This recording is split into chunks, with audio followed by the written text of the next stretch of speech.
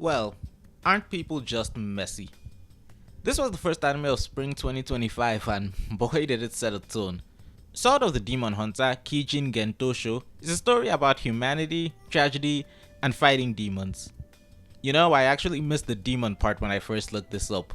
We follow Jinta and his sister Suzune, who run away from home and get adopted into a village, and the messy, strenuous relationships that form as Jinta becomes one of the village's sentinels, tasked with fighting demons, monsters that can live much longer than humans but aren't capable of achieving longevity like us. I'm of two minds with this anime. On one hand, I like all the character and human stuff it goes into. Jinta and his adoptive sister slash love interest never change anime. Shirayuki find themselves making decisions that baffle everyone around them, to lethal degrees, but it makes perfect sense to them as their love for each other comes from how much they dedicate themselves to the village, even if that dedication means they can't be together. It's tragic and complicated in a way only humans can be. Oddly, the thing that gave me the most faith in the writing wasn't actually the main characters, but the obstacle to their love in the form of Kiyomasa, who also wanted to marry Shirayuki. Specifically in the fact he isn't malicious in his actions and seems almost baffled by the willingness of the two star-crossed lovers to go along with what's happening.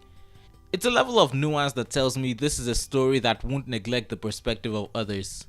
But then there's the demon stuff. If you're watching this review without having seen the episode but you want to go into the episode fully blind, I would suggest you pause here and go check it out right now because I'm about to get into some major spoilers.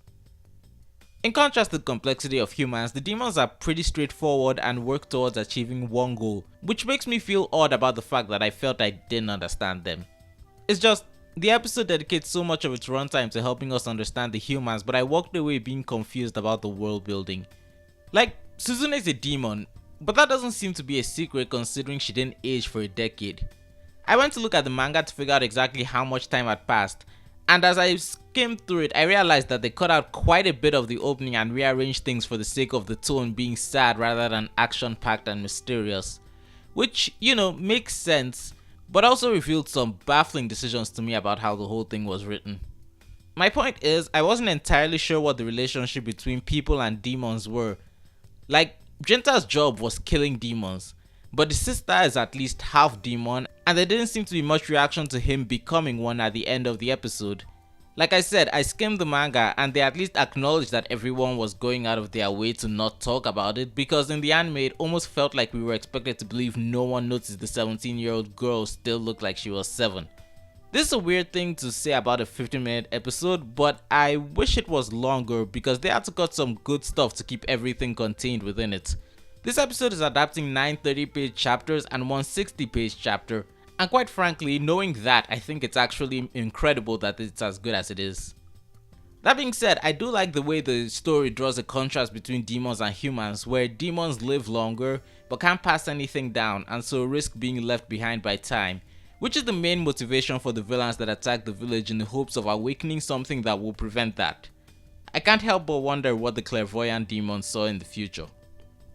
This episode isn't poorly made, but it's rushed, and having seen the manga, I'm honestly more inclined to just read that over continuing to watch this. Especially because having Kiyomasa be the one who talked to Jinta last over Chitose was far more meaningful there. When I started writing the script, I didn't intend for my final point to be this is good but the manga's better, but here we are, I guess. Shout out to my patrons A and Skyman. Tell me your thoughts in the comments below, and don't forget to hit the like button and subscribe for more content. Thank you and good day.